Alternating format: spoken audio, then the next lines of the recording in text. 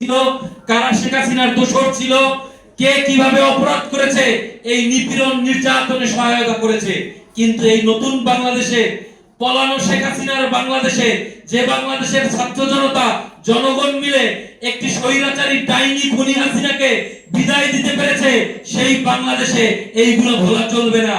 আমরা স্পষ্ট করে বলতে চাই, এই আমাদের ছাত্র জনতাকে যারা খুন করেছে, গুম করেছে, হত্যা করেছে, নিপীড়ন নির্যাতন করেছে, লক্ষ লক্ষ মানুষকে আহত করেছে, তাদের বিচারের আওতায় আনতে হবে।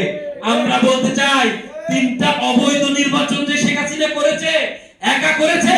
2014 সনের নির্বাচন যখন সমগ্র বাংলাদেশের গণতন্ত্র মনা রাজনৈতিক দলগুলা বর্জন করেছিল, কে কে শেখ হাসিনার সাথে ছিল ওদেরকে খুঁজে বের করতে হবে। আমরা বলতে চাই, 2018 নির্বাচনে যখন জনগণের দিনের ভোট রাতে নিয়ে গিয়েছিল, কোন কোন প্রশাসনের লোকরা রাতের ভোট করেছিল তাদেরকে চিহ্নিত করে আইনের আওতায় আনতে হবে। আমরা বলতে চাই, এই যে 2024 নির্বাচন আমরা যখন রাস্তায় আন্দোলন সংগ্রাম করেছি, এই সরকারের টাকা খেয়ে, ডিজিএফ এর টাকা খেয়ে, ইন্টেলিজেন্সের টাকা খেয়ে, রয়ের সাথে হাত মিলিয়ে শেখ হাসিনার সাথে যারা নির্বাচনে গেছে, প্রত্যেকের বিচার এদেশে করতে হবে, প্রত্যেককে খুঁজে বের করতে হবে। রাজনৈতিক সংস্কৃতি, চমৎকার রাজনৈতিক সংস্কৃতির ব্যবস্থা করতে হবে। ভুলে গেলে চলবে না, 5 আগস্ট বিকালে এসে যারা বিজয়ের সাথে নেমে স্লোগান দিয়েছেন শেখ হাসিনা পলাইছে, তারা কিন্তু বিপ্লবী না, তারা ধান্দাবাজ, আমার সুযোগের জন্য আসছে। আমরা বলতে চাই, এই বাংলাদেশে শেখ হাসিনার সাথে নির্বাচন করেছে 14 দল, জাতীয় পার্টি সহ যে সকল দল, যে ব্যক্তি নির্বাচনে গেছে, সে যত সম্মানিত হোক না কেন, তাকে বাংলাদেশের এই প্রজন্ম ছাত্র জনতা দেখে ছাড়বে। আপনারা বুঝতেছেন না?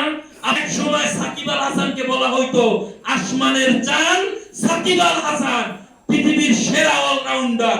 আজকে সাকিব আকুতি করতেছে যে আমি আমার দেশ থেকে বিদায় নিতে চাই, পারছে? কেউ সমর্থন দিছে? বাংলাদেশের যে জনগণ সাকিবের জন্য জান প্রাণ দিয়ে দিত, এখন ঘৃণা করে, এখন ঘৃণা করে। যার নৈতিকতা নাই, যে খুনির পাশে দাঁড়ায়, যে জনগণের কথা চিন্তা করে না, সে কোনো মানুষ হতে পারে না।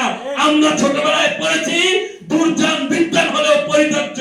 তাই বলতে চাই, যে যত গুণীমান, যে যত বড় ক্ষমতাবান না হন গেল, বাংলাদেশের ছাত্র জনতার খুনের সাথে যারা সম্পৃক্ত ছিলেন, এই 16 বছরের গুম খুনের সাথে যারা সম্পৃক্ত ছিলেন, তাদের প্রত্যেকের বিচার এদেশের মাটিতে হবে।